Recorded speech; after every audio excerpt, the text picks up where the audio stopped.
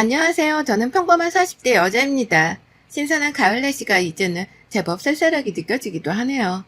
지금 동네에 이사 온 지 한 달도 안 돼요. 아직 적응을 하지 못하고 있어 밤낮으로 바뀌어버린 제 생활이 가끔은 힘이 들기도 합니다.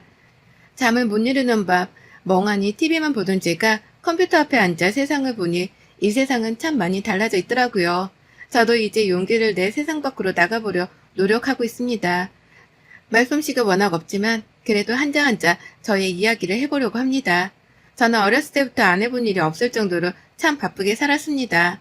부모님이 일찍 돌아가셨던지라 2명의 동생들의 학비를 모아야 했고 안 해본 일이 없을 정도로 악착같이 살았습니다. 그렇게 아둥바둥 살다 보니 어느새 저는 참 나이가 많이 들어갔고 부모님도 안 계시고 책임져야 하는 동생들도 있어 일찌감치 결혼은 포기하고 살았어요. 동생들은 이제야 많이 커서 누나와 언니 인생 살라고 말해주지만 저는 아직 동생들을 떠나기가 참 많은 힘이 들더라고요. 한동안은 제 팔자는 왜 이렇게 쉽지 않나 싶어서 밤에는 술로 지새운 적도 많았습니다. 그게 제 낙이기도 했죠. 그러다 그때 당시 일하던 회사에서 지금보다 출퇴근이 멀지만 조금 더 월급을 올려주는 곳으로 가보는 것 어떻겠냐고 물어보셨어요. 사장님이 참 좋으신 분이었는데 이번에 사정이 안 좋아져서 이번에 회사를 접고 귀농 생활을 하신다고 하시면서 저의 사정을 알고 괜찮은 곳이 있으면 제 이야기를 많이 해주시곤 하셨죠. 저는 상관없다 말씀드렸고 정들었던 회사가 없어지는 게 참 많이 슬펐지만 그래도 또 갈 곳이 있다는 생각에 사실 사장님께 죄송하지만 조금은 마음 편하게 갈 수가 있었어요. 또 지금보다 더 좋은 조건에 월급도 30만 원이나 더 올려주신다고 하니 사실 제 입장에서는 정말 좋은 조건이 아닐 수 없었는데요. 그렇게 저는 오래 다니던 회사를 나와 이직을 했고 이직한 회사도 참 사람들이 좋았어요. 그 사람들 중에 유독 저를 잘 챙기시던 과장님이 계셨는데 처음에는 제가 처음 들어온 사람이다 보니 챙겨주시는가 보다 하고 받았지만 조금 과한 챙김을 주시길래 모든 분들한테 그러시나 의아했죠. 회사를 열심히 다니던 중에 어느 날은 너무 몸이 아파 결근을 해야 하는 상황이라 사장님께 잘 말씀을 드리고 그날은 회사를 나가지 않았어요.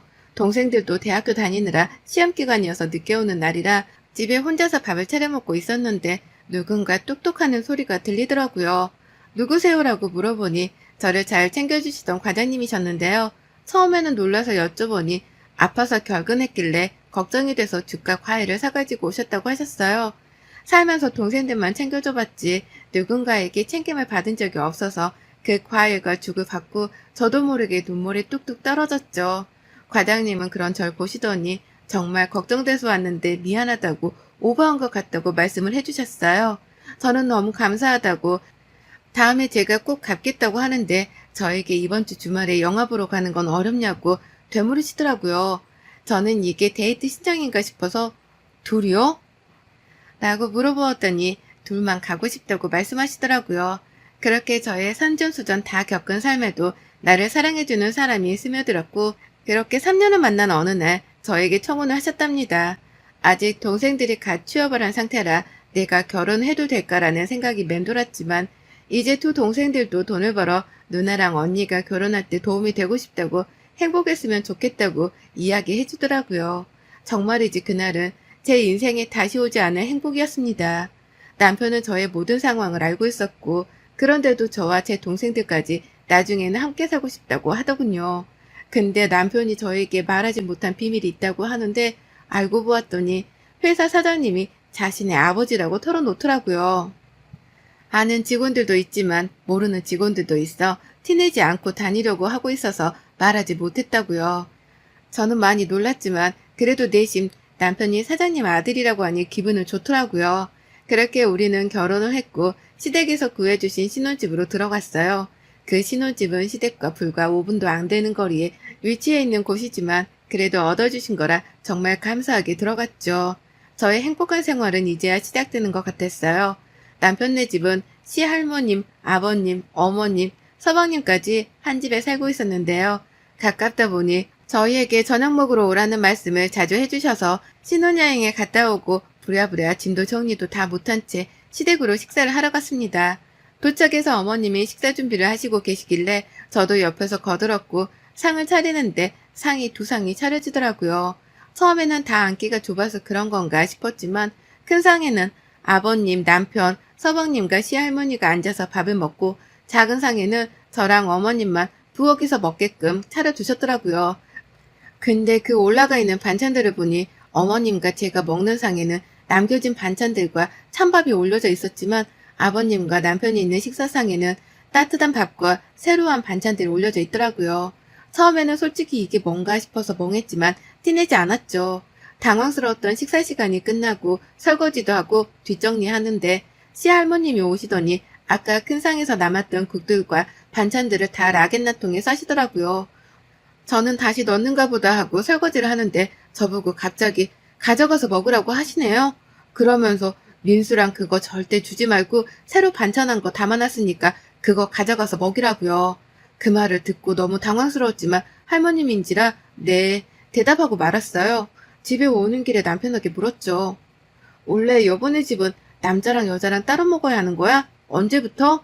라고 물으니 나는 어릴 때부터 그래서 당연한 건 줄 알았는데 근데 대학교도 가고 사회생활을 해보니 우리 집이 조금 유난인 것 같더라고. 자기 많이 놀랐지. 내가 자기 올 때는 다 같이 먹자고 해도 할머니가 안 된다고 하시니 원 노인네가 좀 고시시간 게 있어. 라고요. 기분이 좋지 못했지만 남편이 또 그렇게 말해주니 내 생각을 안 하는 건 아니구나 싶었어요. 저는 이걸로 그렇게 시댁을 자주 가지는 말아야겠다 싶었죠. 그렇게 결혼하고 한 달이란 시간이 흘러 첫 월급날이 되었고 저는 남편에게 우리 월급을 서로 통장에 넣어놓고 같이 관리하자고 합의를 보았는데요. 근데 월급날인데도 불구하고 월급이 저녁까지도 들어오질 않는 거예요. 항상 사장님이 아침에 넣어주시는데 오늘은 까먹으셨나 싶었죠. 남편과 퇴근하고 가는 길에 여보 혹시 월급 들어왔어? 아버님이 이번에 까먹으셨나? 물어보니 월급 이제 우리한테는 아마 내일 들어올 거고 아빠가 관리할 거야 라고요. 그래서 제가 아버님이 관리하신다고? 무슨 소리야? 라고 되물으니 저희가 돈을 잘 못 모을 것 같아 이제 시댁에서 관리하면서 저희에게는 최소 생활비만 주신다고 했다고요. 그래서 나중에 돈 모아서 애기도 키우고 더 큰 집으로도 이사 간다고요. 솔직히 이 말을 듣고 머릿속이 띵했어요. 남편 월급이야 그렇다 치는데 제 월급까지 이러시니 저는 남편에게 그건 안 될 것 같다고 결혼 전에도 말했지만 동생들 앞으로 둔 적금도 내야 하고 동생들 결혼하면 내가 많이는 아니더라도 혼수랑 집 보태는 데에는 어느 정도 해주려고 모으고 있다고요. 남편은 그런 거 다 아빠가 알고 있으니 모아주실 거라고 하는데 저는 안 된다고 계속 말했죠. 그랬더니 그럼 이번 주에 자기가 가서 한번 다시 말해보겠다고 하고 그렇게 대화를 끝냈어요. 이때부터 시작이라는 걸 알았어야 했을까요? 더 빨리 눈치채지 못한 제가 문제였을까요? 그때부터 한 달, 두 달, 세 달이 지나 일은 정말 많이 하는데 생활비를 정말 최소한만 주시더라고요. 이뿐만이 아니라 매번 시댁에도 일주일에 한 번씩은 오라고 시할머니께서 저에게 전화를 하세요. 남편이 장손이기 때문에 두루두루 가족들을 잘 챙겨야 한다고요. 어느 날은 시댁에 가면 꼭 기다렸다는 듯이 저에게 손빨래를 시키세요. 어머님이 하신다고 하셔도 시할머니가 저에게 이런 건 세탁기 돌리지 말고 손빨래 해야 한다고 네가 야무지게 잘하게 생겼으니 저보고 하라고요. 그렇게 시댁만 갔다 오면 저는 극도로 예민해져 있었고 남편은 그런 제 눈치만 보고 있는 생활들이 이어졌어요. 이런 생활이 반복되니 저는 살이 결혼하고 나서 7kg 가까이가 빠진 만큼 힘이 들었는데요. 회사 일에 집안일에 시댁 가서 또 일하는데 제대로 먹는 건 없으니 당연히 살이 빠질 수밖에 없었네요. 그러다 동생들이 신혼집에 놀러와 제 얼굴을 보는데 반쪽이 돼 있는 모습을 보고 무슨 일이냐 물었지만 차마 동생들이 걱정할까 사실대로 말하기는 어려웠어요. 한 달, 두 달, 세 달, 네 달, 이제는 전화만 와도 진저리가 끼칠 정도였는데요.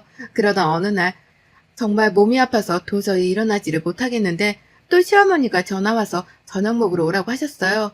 남편이 오늘 와이프가 아파서 못 갈 것 같다고 다음에 가겠다고 말씀을 드려도 걔가 뭐가 아프냐 다 꾀병이다 너라도 와라 계속 전화기에 대고 말씀하셨어요. 도저히 저는 못 갈 것 같아서 남편에게 이야기를 하고 남편 혼자라도 갔다 오라고 그렇게 보냈는데요. 오랜만에 집에 혼자 있고 시댁에도 가지 않으니 세상 편하더라고요. 아팠지만 저도 모르게 미소가 지어진 만큼 좋았네요. 그러다 어느 날 여동생에게 전화가 와 남동생이 지금 교통사고로 많이 다쳐서 병원에 있으니 빨리 와보라고요.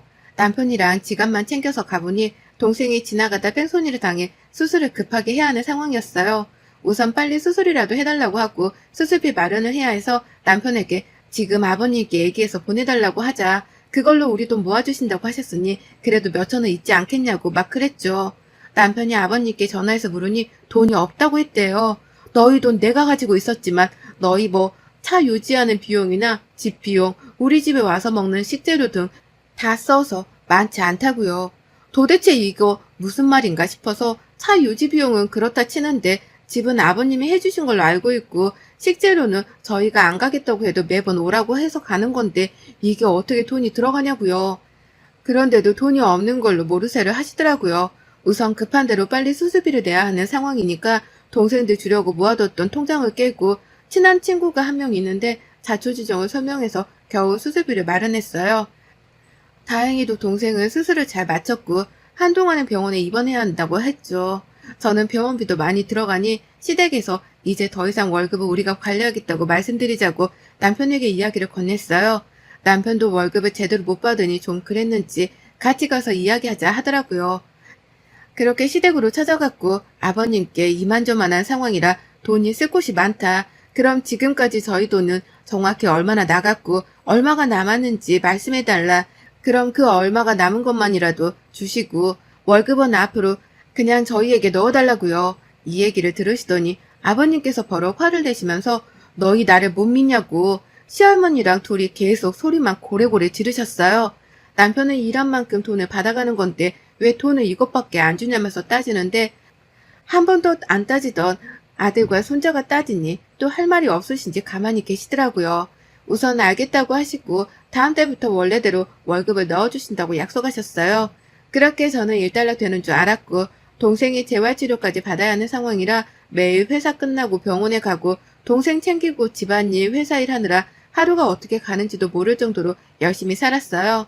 그러다 보니 시댁이 조금 소홀했다고 생각하셨는지 시할머니께서는 또 불티나게 저에게 전화를 걸어 집으로 당장 오라고 하시더군요.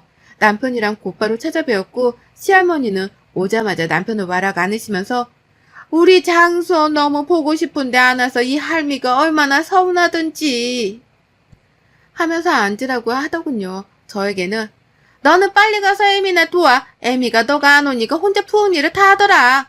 라고요. 여전하시구나 생각하면서 그렇게 또 열심히 밥을 차리고 과일까지 내오고 치우고 있는데 저보고 웬일인지 시할머니께서 물으시네요. 너희 동생은 좀 어떠냐? 아, 전보다 많이 좋아져서 지금은 재활치료를 꾸준히 받고 있어요.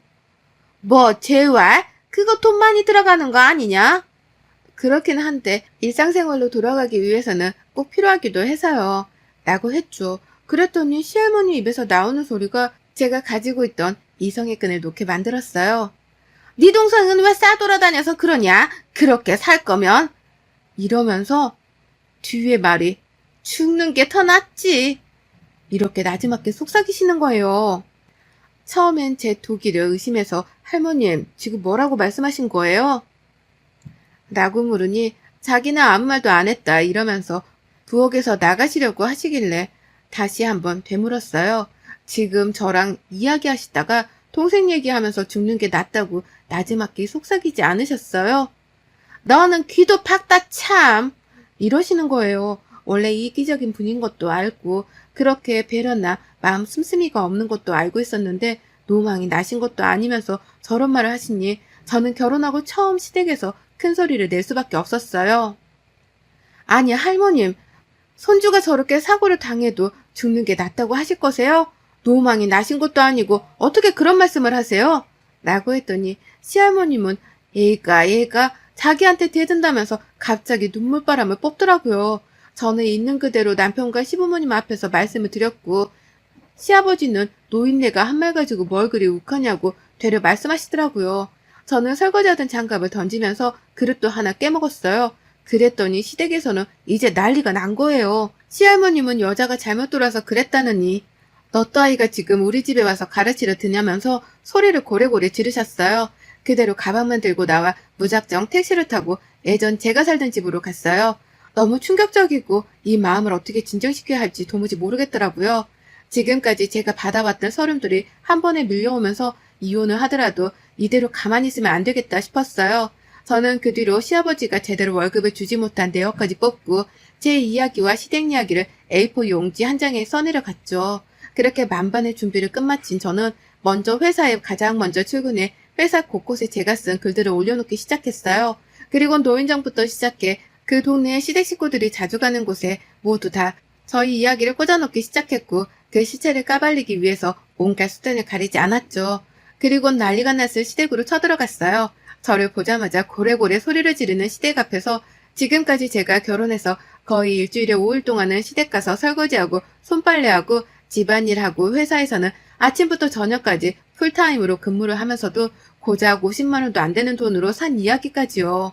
다행히도 제가 남편이랑 아직 혼인신고를 못하고 살다 보니 아직 정식 가족이 아니라서 지금까지 아버님께서 돈으로 했던 만행들을 저는 노동청에 신고를 하겠다고요. 계약서 쓰지 않은 것부터 시작해 야근에도 야근 수당도 챙겨주지 않고 심지어 월급의 반의 반도 안 되는 돈으로 주셨다.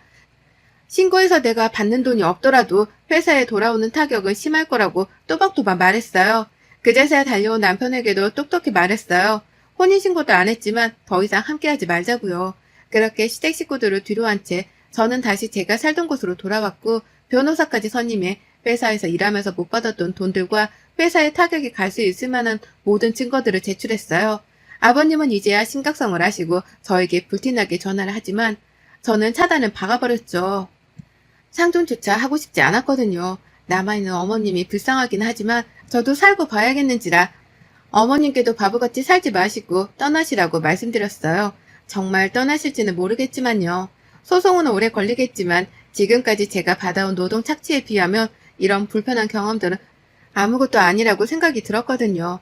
그렇게 소송을 진행했고 그때마다 불리해지는 건 시댁 쪽이었어요. 그렇게 끝나지 않을 것 같았던 소송이 끝나고 저는 생각보다 많은 금액을 받지 못했지만 지금까지 제가 일한 정도의 비용은 받을 수 있었어요.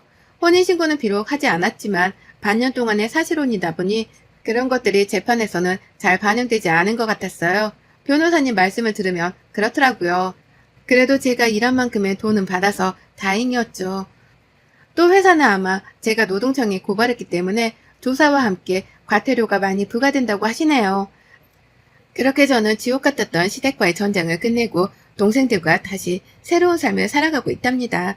그 뒤로 남편과 시댁은 들리는 소문에는 그 동네를 떠났다고 해요. 회사도 직원들을 대거로 그만두고 좋지 못한 소문까지 들리니 접을 수밖에 없었고요. 시할머님은 소송하던 중에 대장에서 악성 종양이 발견돼 수술을 하셨다고 합니다. 나이가 원래도 많으셨지만 동네에 매일 돌아다니시다가 이제 자기가 잘못한 일들이 낱낱이 밝혀지니 아무도 대꾸를 안 해줬겠죠. 그래서 스트레스를 받아서 그런 병을 얻으신 건지 들리는 소문에는 그런 이야기들이 무성하더라고요. 그리고 저와 남편은 그렇게 헤어졌어요. 이혼이라고 말하기에는 혼인신고도 하지 않고 반년도 채 못 살았기 때문에 너무 거창한 단어 같더라고요. 제 삶에 행복을 준 사람이라 잊지는 못할 것 같아요. 마지막에 저에게 자기가 조금씩 모아두었던 돈을 동생과 행복하게 살라고 내밀더라고요. 처음에는 받지 않겠다고 거절했지만 자기네 부모님들과 할머니는 너에게 진심 어린 사과를 하지 않을 거라는 걸 알기 때문에 못난 자기가 대신 사과한다고 꼭 받아달라고요. 많은 돈은 아니었지만 1,000만 원이라는 돈이 모여 있었더라고요. 남편도 일하면서 아버님에게 월급을 제대로 못 받은 것 같더라고요. 그냥 다 자기가 알아서 하니까 걱정하지 말라면서 그렇게 안심시켰겠죠. 그리고 정작 아버님은 남편 월급줄 돈으로 꾸준히 도박을 해오셨더라고요. 참, 자기 아들 월급을 저러고 싶었던 건지 부모라는 작자들이 어떻게 저럴 수 있었는지 싶더라고요. 남편도 많이 불쌍한 사람이지만 왜 이런 말 있잖아요. 남의 집 가장 빼오는 거 아니라고요. 그 말이 지금 딱 맞아 들어가더라고요. 그렇게 저는 짧았던 결혼 생활을 뒤로한 채 지금은 제 삶을 즐기며 살고 있어요. 결혼 전에는 무조건 앞만 보고 살았던 생활이 지금은 여유도 찾고 동생들과 여행도 좀 다니고 제가 베이킹 하는 걸 굉장히 좋아하는데 지금 이사온 동네에서 조그마한 빵집과 카페를 차려서 하려고 준비 중이에요. 참 제 인생은 늘 기구하다고 생각했지만 또 결혼하고 다시 돌아보니 평범하게 사는 것이 가장 힘들다는 걸 알았네요. 여러분들도 즐기면서 꼭 사시기를 바랍니다. 여러분의 생각은 댓글로 남겨주세요. 오늘도 시청해주셔서 정말 감사합니다.